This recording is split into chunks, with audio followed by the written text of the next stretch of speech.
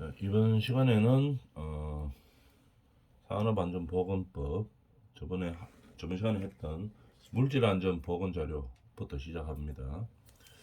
물질안전보건 자료에 관한 교육 내용은 뭐 어떤 것이냐? 물질안전보건 자료. 이 물질안전보건 자료에 관한 교육을 왜 하느냐? 이 화학물질은 보통 일반적인 다른 물질보다 좀 위험하죠. 위험할 가능성이 높고 이렇기 때문에 어, 그런 뭐 보면 저번 시간에 했던 거 이거를 게시하죠, 그죠? 제출 작성해서 제출하고 게시를 합니다. 이런 식으로 한다 하는 걸 알았는데 그런 물질안전보건 자료의 교육 내용은 뭐 어떤 것이 있나 한번 알아봐줘야 되겠죠. 교육 내용. 대상 화학 물질의 명칭, 그죠? 명칭, 이름이 뭔지, 그다음 물리적 위험성과 건강 유해성이 뭔지 이런 것들을 갖다 교육해야 됩니다. 그다음 취급상의 뭐 주의사항은 뭐 어떤 것이 있는지, 위험하기 때문에 그렇죠. 적절한 보호구는 뭐 어떤 것이 있는지, 만약에 어떤 문제가 발생했을 때 응급조치 요령과 사고 시에 뭐 어떻게 대처할 수 있는지, 그다음 물질안전 보건 자료 및 경고 표시를 이해하는 방법. 그죠? 경고 표시를 이걸 뭐 어떻게 해? 도저히 근로자들이 이거 경고 표시 봐가지고는 이거 무슨 말인지 모르겠다 이렇게 하면 안 되죠. 정확하게 알 수 있는 거를 경고 표지로 해줘야 된다는 얘기입니다. 그 다음에 이런 식으로 물질안전 보건 자료, 화학 물질들은 이 위험하기 때문에 유해성이 있을 수가 있고 위험성이 있을 수가 있기 때문에 그만큼 교육도 많이 하고 좀 까다롭습니다. 이게 그렇게 해야지 근로자들의 안전과 보건을 관리할 수 있죠.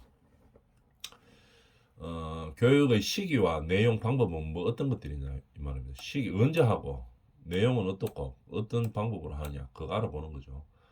사업주는 다음 각호의 어느 하나에 해당되는 경우에는 사업장에서 취급하는 대상 화학 물질의 물질 안전 보건 자료에서 내용을 근로자에게 교육한다. 다음 하나에 해당되는 거죠. 뭐 어떤 거 이런 거. 이 경우 교육받은 근로자에 대해서는 해당 교육했는 시간만큼 안전보건 교육을 실시한 것으로 본다 이 말이죠. 교육받은 근로자들도 교육받아야 되겠죠. 그 교육을 하면 어떻게 근로자들이 교육 시간만큼 안전교육을 받은 거를 인정해 준다 이 말입니다. 자, 어떤 게 있나 한번 보시죠. 다음에 각호가 뭔가를 한번 볼까요? 대상 화학 물질을 제조, 사용, 운반 또는 저장하는 작업에 근로자를 배치하게 된 경우입니다. 제조할 때도 그러면은 대상 화학물을 제조할 때도 근로자를 배치하면 이 교육을 해야 된다 이 말이겠죠. 사용할 때도 해야 되고 운반하는 경우나 저장하는 경우 이 모든 경우에도 근로자를 배치한다면 반드시 교육을 해야 된다는 얘기입니다. 그 다음에 새로운 대상 화학 물질이 도입됐을 때 새로운 게 들어오면 옛날에 했는데요 그러면 안 된다 이 말이겠죠. 왜? 새로운 게 들어오기 때문에. 새로운 게 들어오면 다시 뭐 해야 됩니까? 공부해야 되겠죠. 그래서 새로운 대상 화학 물질이 도입되면 다시 교육해야 된다 이 말입니다. 그 다음에 유해성, 위험성 정보가 변경된 경우에도 다시 해야 됩니다. 이거 옛날에 했는데요. 이걸로 안 된다 이 말이죠. 왜? 유해성과 같은 제품이라도 유해성과 위험성이 변경된 경우가 있죠. 같은 제품인데도 옛날에는 위해성이 뭐 1이었는데 지금은 유해성이 2로 바뀌었어요. 정보가 변경된 거죠. 이럴 때는 어떻게 한다고? 바꿔줘야 된다는 얘기입니다. 바꾸어서 이 교육을 해야 된다는 얘기겠죠. 사업주는 1항에 따른 교육을 하는 경우에 어떻게 됩니까? 유해성, 위험성이 유사한 대상 화학 물질을 그룹별로 분류할 수 있습니다. 그죠? 그룹별로 분류하여 교육할 수 있다. 이런 얘기죠. 유해성, 위험성이 유사한 대상 화학 물질을 뽑아가지고 비슷한 끼리 다시 뽑아가지고 교육할 수 있다 이런 얘기입니다. 사업주는 1항에 따른 교육을 실시하였을 때에는 교육 시간 및 내용을 기록하여 어떻게 해야 되나 보존해야 됩니다. 반드시 장부로 딱 비치해가지고 보존하고 있어야 됩니다. 이런 얘기들이죠. 이만큼 물질 안전 보건 자료는 위험성이 많기 때문에 우리가 그만큼 관리를 한다는 얘기겠죠. 화학 물질을 말하는 겁니다. 그 다음에 이어서 봅시다. 대상 화학 물질을 말하는 겁니다. 화학 물질을 말하는 거겠죠. 작업 공정별 관리 요령에 포함된 게시사항이 어떤 게 있나 한번 봅시다. 게시사항 뭘 게시해야 되냐 이 말이죠. 작업 공정별 관리 요령에 포함되어야 할 사항은 다음 각과 같다. 이게 있어야 된다 이 말이죠. 작업 공정별 관리 요령입니다. 작업 공정별 관리 요령. 어떤 작업을 할 때 공정별 관리할 때 공정에 따라서 어떻게 관리해야 되느냐. 제품명을 적어줘야 되겠죠. 게시해야 되니까 이 제품은 뭡니다 하고 작업 공정이 진행될 때 적어줘야 된다면 적어서 게시해야 된다 이런 얘기겠죠. 이 제품은 뭐다 하는 걸 적고 그 다음에 건강 및 환경에 대한 유해성, 물리적 위험성도 적어줘야 됩니다. 이 제품이 만들 때 사용되는 이 화학 제품은 어떤 유해성이 있고 물리적 위험성이 어떤 게 있다 하는 것을 게시해야 된다 이 말이죠. 그 다음에 안전 보건상, 취급 주의사항 뭐 어떤 것을 주의해야 되냐 이런 것도 게시해야 되고 보호구 중요하죠. 보호구 어떻게 보호해야 된다. 그 다음에 만약에 어떤 사건이 발생했을 때 응급조치를 어떻게 하는지 이 제품마다 좀 다를 수 있죠. 화학 제품별로 응급조치 요령이나 사고시 대처 방법이 다 다를 수 있습니다. 그래서 반드시 작업 공정별로 관리할 때 다음 각호, 요런 각호의 사항들을 게시해야 된다는 얘기죠. 작업 공정별 관리 요령을 작성할 때에는 물질 안전 보건 자료에 적힌 내용을 참고하여야 한다. 당연한 거죠. 이 내용에 맞게 공정 관리를 해야 되니까 작업 공정 관리를 해야 되니까 이 물질 안전 보건 자료에 적힌 내용을 참고해서 그거에 맞게 이제 관리를 해야 되는 거겠죠. 작업 공정별 관리 요령은 유해성, 위험성이 유사한 대상 화학 물질을 그룹별로 작성 가능하다 말이죠. 그룹별로 작성, 게시할 수 있다. 그죠? 근데 게시해야 되는데 관리 요령을 유해성, 위험성이 비슷한 것들이 있죠. 그죠? 작업 공정을 하다 보면 비슷한 것들이 있으면 그 비슷한 것들을 어떻게 그룹별로 작성해서 게시할 수 있다 이런 얘기입니다. 그 다음에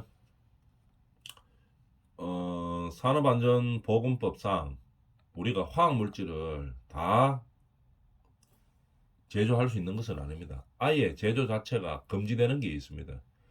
금지되는 유해물질 어떤 게 있나 한번 볼까요? 우리가 대표적으로 알고 있는 게 어떤 게 있습니까? 성면 이런 거 요즘은 만들면 안 되죠. 옛날에 우리 50년대 60년대 이럴 때는 성면 가지고 건물 졌다가 요즘 어떻게 됩니까? 발암물질이라고 그래가지고 성면 있는 거 전부 다 철거하죠. 다 철거도 엄청나게 그 방호복 입고 막 그렇게 합니다. 그래서 이런 금지되는 유해 물질이 어떤 것들이 있는지 한번 볼까요? 그러니까 몸에 엄청나게 해로운 거겠죠. 사람 몸에 그런 것들이 어떤 게 있나 한번 봅시다.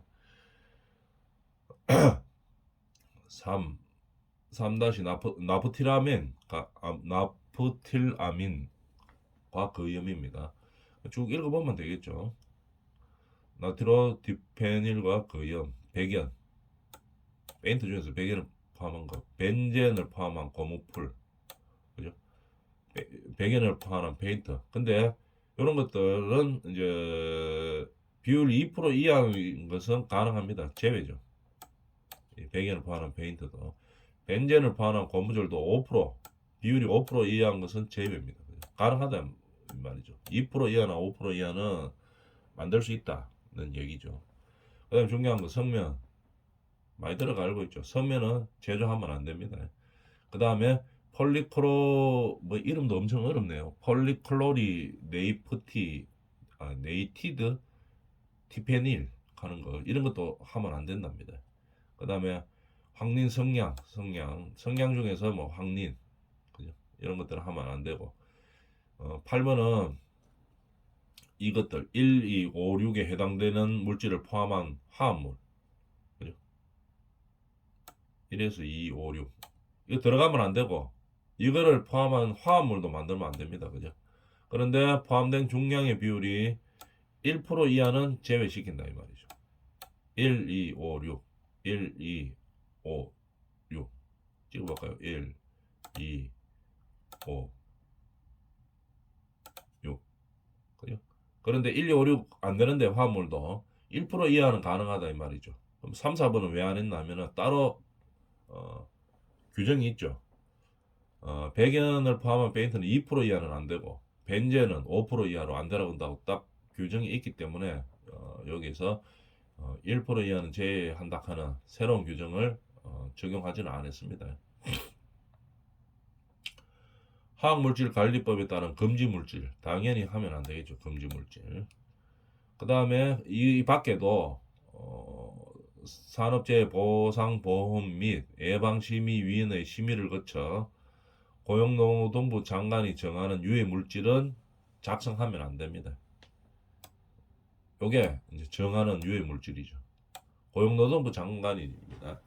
이 사람이 만들지 마라고 딱 폈는 것은 만들면 안 된다 이 말이죠. 환경부 장관이 아니고 고용노동부 장관이에요. 그래서 싹 바꿔가지고 시험에 잘 나올 수 있겠죠. 환경부 장관이 정하는 유해 물질 이러면 틀린 것입니다. 고용노동부 장관이라는 얘기겠죠. 그 다음에 신규 화학물질의 유해성, 위험성 조사에서 제외되는 화학물질이 어떤 게 있느냐? 제외되는 겁니다. 유해성, 위험성 조사에서 제외되는 화학물질이 어떤 것들이 있느냐?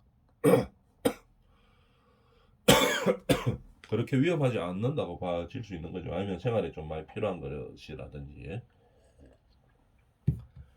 보면 원소, 천연으로 산출된 화학물질, 천연이죠. 그렇게 위험하지 않겠네요.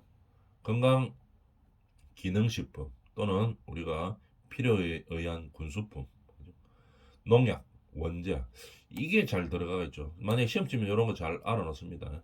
유해성, 위험성 조사에서 제외되는 화학물질. 그냥 공부 안 하고 보면은 이 마약류도 하면 안 되겠는데 이제 이렇게 제외하면 안 되겠는데 이렇게 생각할 수 있겠죠. 근데 제외시킵니다. 아까 저번 시간에 했던 데도 마약류를 제외를 시키죠. 요 시험 칠 때는 뭐 이런 것들 잘 알아놔주면 되겠죠. 그 다음에 유해성, 위험성 조사에서 제외되는 거 비료도 뭐 우리 생활과 좀 많이 관련되어 있고 그렇게 위험하지 않는 거죠. 사료라든지 그 다음에 살생물 물질, 살생물 제품, 식품 좀 읽어보면 별로 위험하지 않은 것들입니다. 의약품, 방사성 물질 이것도 좀 헷갈릴 수 있겠네요. 시험 칠 때 방사성 물질,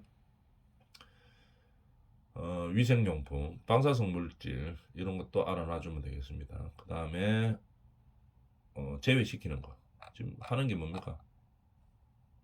유해성, 위험성 조사에서 제외되는 화학물질입니다. 제외되는 화학물질 중에서 제외되는 겁니다. 별로 안 위험한 거라는 얘기겠죠. 쭉 그냥 같이 봅시다. 화학류 이것도 조금 헷갈릴 수 있죠. 화학류 의료기기 당연히 뺄 거고 요 헷갈릴 것들만 한번 잘 기억해 놓도록 합니다. 그 다음에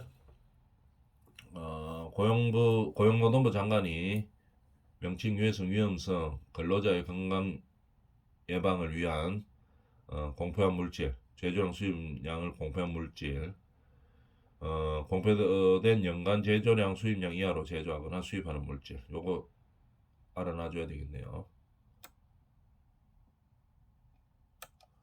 제조도 마찬가지고 수입도 마찬가지입니다. 고용노동부 장관이 제조량 수입량을 공표한 물질이죠. 제조량과 수입량을 딱 공표했습니다. 그 이하입니다. 이하. 공표한 이하로 제조하거나 수입하는 거죠. 그럴 때는 사용하지 않는다. 말입니다. 고용노동부 장관이 환경부 장관과 협의하여 고시하는 화학물질 목록에 기록되어 있는 물질입니다. 안 하기로, 조사 안 하기로 협의했는 물질을 말하는 겁니다. 그 다음에 신규 화학물질을 안전보건 자료 작성 시 인용 자료가 뭐 어떤 게 있는가 한번 볼까요? 인용할 수 있는 자료 말은 인용은 뭡니까? 뭐 논문 같은 거 쓸 때 이 그 사람의 의견을 먼저 썼던 사람의 의견을 내가 사용할 수 있는 거 그대로 믿고 사용할 수 있는 그런 자료가 뭐냐 이 말이죠. 그게 인용입니다. 그래서 우리가 신규 화학 물질의 안전보건 자료를 작성할 때 인용할 수 있는 거 그 앞전에 했던 사람의 뭐 연구라든지 그 유해성이나 위험성 조사를 그대로 받아들여서 사용할 수 있는 거 그걸 갖다가 인용 자료라고 이야기합니다. 어떤 게 있나 한번 볼까요? 국내외에서 발간된 저작권법상의 문헌에 등재되어 있는 유해성과 위험성 조사 자료입니다. 저작권법상 문헌에 등재되어 있는 것들은 인정해주고 인용해도 된다 이 말이죠. 그 다음에 유해성 위험성의 전문 연구기관에서 했는 거 실시했는 거 있죠. 그런 건 다 인정해 줄 수 있다 이 말입니다. 유해성 위험성 조사 자료. 그 다음에 전문 학회지 이런데 전문 연구기관에서 거짓말 하지는 않겠죠. 그래서 인용할 수 있다 이 말입니다. OECD 회원국의 정부기관 및 국제연합기구에서 인정하는 유해성 위험성 조사 자료. OECD 회원국 정부기관 및 국제연합기구에서 유해성 안정성에 대해 화학물질의 유해성과 위험성에 대해서 조사했는 거. 뭐 이런 국가나 정부기관이나 국제연합에서 뭐 유해성이나 위험성에 대해서 뭐 거짓말로는 할 리가 전혀 없습니다. 그렇기 때문에 우리가 인용해서 쓸 수 있고 그 인용했는 것을 인정해 준다는 얘기겠죠. 그 다음에 우리가 산업안전보건위원회를 엽니다. 사업주가 대표로 해가지고 대표가 아니죠. 위원회니까 사업주가 주관해서 우리가 위원회를 가집니다. 산업안전보건위원회를 가지는 거겠죠. 이건 어떻게 하는가 하면은 사업장의 산업안전보건에 관한 중요사항을 심의 의결하는 거죠. 근데 어떻게 하느냐 하면은 위원회 구성이 근로자하고 사용자하고 위원이 같은 수로 구성되는 겁니다. 같은 숫자 5명이면 5명 근로자 위원 5명 그 다음에 뭐 이 사용자 위원 뭐 5명 같은 수로 구성되는 위원회를 운영한다 이 말이죠. 자 그럼 근로자 위원이 될 수 있는 사람은 누구냐? 근로자 대표 당연히 들어가야죠. 근로자 대표. 그 다음에 명예산업안전감독관이 위촉하는 사업장의 경우 근로자 대표가 지명하는 1인 이상의 명예산업안전감독관 이 사람도 근로자 위원이 될 수 있습니다. 그 다음에 근로자 대표가 지명 9명 이내 근로자입니다. 누구야? 해당 사업장의 근로자죠. 이런 사람들이 근로자 위원이 될 수 있습니다. 근데 이 법에서 가만히 생각을 해보면은 조금 뭐 근로자 위원을 선출하는데 문제가 조금 있을 것 같기는 하죠. 생각을 해보면. 왜냐하면 근로자 대표가 근로자 위원이 될 수 있고 그러니까 근로자 대표의 권한이 너무 세네요. 근로자 대표가 지명하는 1명 이상의 명예산업안전감독관 근로자 대표가 지명하는 9명 이내 해당 사업장의 근로자 대표가 자기도 되고 다 지정한다는 얘기네요. 그러면은 이게 근로자 대표의 그 개인 의견이 너무 많이 들어갈 수가 있는 소지도 조금 있기는 있네요. 그래서 이거를 뭐 다른 쪽으로 구성할 수 있었으면 조금 더 명확하게 뭐 객관성이 나올 수는 있었겠는데 이게 한 명한테 집중되는 것은 모든 상황에서 조금 뭐 위험할 수가 있는 발상이죠. 근데 하여튼 근로자 위원은 이렇게 되어 있습니다. 해당 사용자 위원은 해당 사업의 대표자고, 일단 대표자가 있어야 될 것이고, 안전관리자 1명, 보건관리자 1명, 그 다음에 산업보건의, 그지? 그 다음에 대표자가 지명하는 9명 이내에 해당 사업장의 부서장입니다. 요거는 대표자가 지정이네요. 9명 이내. 그죠? 그래서 같은 수로 한다 이 말입니다. 이것도 사용자 위원도 좀 그렇네요. 대표자가 지정, 다 대표자가 할 수 있는 거네요. 안전관리자, 보건관리자도 대표자가 선임하는 거고, 자기 직원 데리고 오는 거고, 그 다음에 대표도 9명 이내의 사업자 구성의 장. 이것도 조금 뭐 개선이 되면 좀 더 공정성을 가질 수 있을 거는 같은데, 일단 대표자가 지명하는 사람들로 구성될 수 있는 소지가 있습니다. 구성은 이렇게 합니다. 뭐가? 산업안전보건위원회가 이렇게 구성된다는 얘기겠죠. 위원회가 구성되고, 그 다음에 산업안전보건위원회가 요 지금 해놨던 거 있죠. 산업안전보건위원회가 어떤 규모에서 해야 되느냐, 설치 대상 사업장이 뭐냐 이 말이죠. 상시 근로자 50인 이상은 이런 것들에 대해서, 이런 업체에 대해서 해야 됩니다. 토사, 석, 목재, 나무 제품 제조, 화학물질 및 뭐 화학 제품 제조, 비금속, 광물, 1차 금속 쭉 읽어봅니다. 50명 이상 규모에서 할 수 있는 거, 상시 근로자 나누는 건 300명 이상에서 할 수 있는 거, 이 두 가지로 나누는 거죠. 그 다음에 이거 뭐 기계 장비 제조, 그 다음에 전기 뭐 장비 제조, 운송 장비 제조, 전투용 차량 제조업은 제조한다. 그러니까 상시 50명 이상의 규모에서, 상시 근로자 50명 이상의 규모에서 산업안전보건위원회를 설치해야 되는 업종은 이런 것들이 있다 이 말입니다. 쉽게 말하면 조금 위험한 거죠. 그럼 300명 이상 규모에서 위원회를 설치해야 되는 것은 조금 덜 위험한 거겠죠. 이렇게 덜 위험한 환경이 되는 거. 농업, 그죠? 소프트웨어 개발, 공급, 컴퓨터 프로그램, 정보 서비스 위에 업종보다는 조금 안전이나 보건이 조금 덜 위험한 그런 종목들에 해당되는 거겠죠. 금융보업, 임대업, 부동산은 제외네요. 전문가, 기술연구, 사회사업 서비스, 그 다음에 사회복지 서비스, 공사금액 120억 이상 건설업.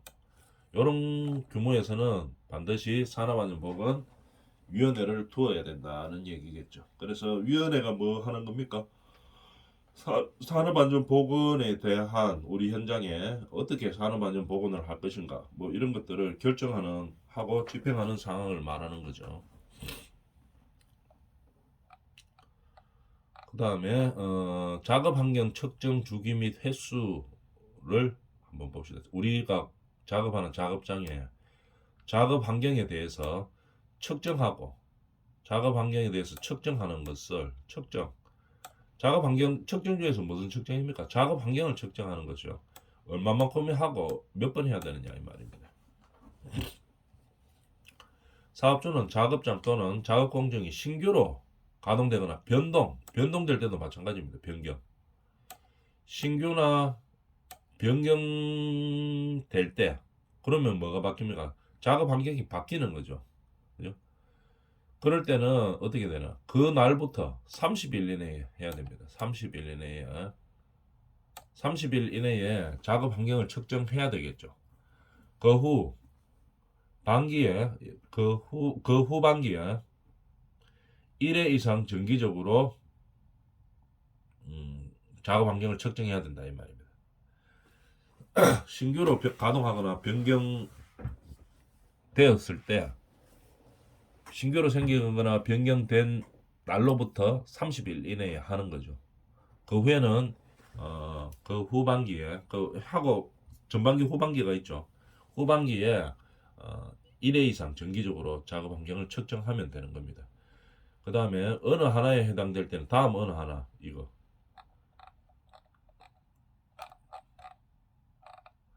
다음 어느 하나에 해당될 때는 어떻게 3개월에 1회 이상 작업 환경을 측정해야 됩니다. 조금 위험하다는 얘기겠죠. 화학적 인자의 측정치가 노출 기준을 초과하는 거. 노출 기준 초과입니다. 노출 기준 초과. 아니면 요거는 고용노동부 장관이 고시하는 물질만 해당하는 겁니다. 고시하는 물질만. 근데 화학적 인자 중에서 고시하는 물질을 제외시켰을 때는 어떻게 하느냐? 제외되는 물질은 노출 기준을 2배 이상 초과할 때는 측정을 해야 된다는 얘기겠죠. 뭐 얼마큼 측정합니까? 3개월에 1회 이상 합니다. 요거는 고시하는 노동부 장관이 고시하는 물질만, 요거는 노동부 장관이 고시하는 물질은 제외입니다. 그거 알아줘야 되겠죠. 화학 물질 중에서. 그래서 고시하는 물질만 할 때는 노출 기준을 초과하는 경우에만 하는 거고, 고시하는 물질을 제외할 때는 노출 기준의 2배 이상 초과할 때를 하는 겁니다. 뭐 이러면은 3개월에 1회 이상 작업 환경을 측정해야 하는 거, 이렇게 이야기하는 거겠죠. 1항에도 불구하고 사업주는 1항이 뭡니까? 금방 배웠던 거 요거 1항에도 불구하고 사업주는 최근 1년간 어떻게 변경 설비 이전 작업 공정에서 바꾸는 거죠. 변경되거나 설비도 이전, 이것도 알아줘야 돼요. 설비 이전 될 때 사항 변경, 이전 변경 등으로 작업 환경 측정 결과에 영향을 줄 수 있는 것들은 1년에 1회 이상 어떻게 작업 환경 측정할 수 있다 이 말이죠. 작업할 수 있다. 할 수 있는 경우 변경 등으로 1항의 규정에 다시 한번 읽어볼까요? 1항의 규정에도 불구하고 사업주는 최근 1년간 작업 공정에서 1년간 공정에서 변경, 이전, 또 사항의 변경 등으로 측정 결과에 영향을 주는 변화가 없는 경우를 말하는 거죠. 변화가 없는 경우에는 1년에 1회 이상 작업 환경 측정을 할 수 있는 경우는 뭐 어떤 것이 있나? 요거다 이 말이죠. 변화가 없는 경우이며 1년에 1회 이상 작업 환경 측정을 할 수 있는 경우는 뭐라고? 작업 공정 내 소음이 작업 환경 측정 결과가 최근 2회 연속 85dB 미만 됐을 때 이 말이죠. 2회 연속. 작업 공정 내 소음 외에 다른 모든 인자의 작업 환경 측정 결과가 최근 2회 연속 노출 기준 미만인 경우, 이럴 때는 어떻게 한다 이 말입니까? 1년에 1회 이상 작업 환경 측정을 할 수 있는 경우입니다. 위에 1항에도 불구하고, 이런 항의 규정에도 불구하고 이렇게 뭐 최근 2회가 85dB 미만이거나 소음이, 그 다음에 최근 2회가 노출 기준 미만일 때는 조금 완화를 시켜주는 거겠죠. 1년에 1회 이상 작업 환경을 측정할 수 있다, 이런 얘기입니다. 이번 시간 여기까지 합니다.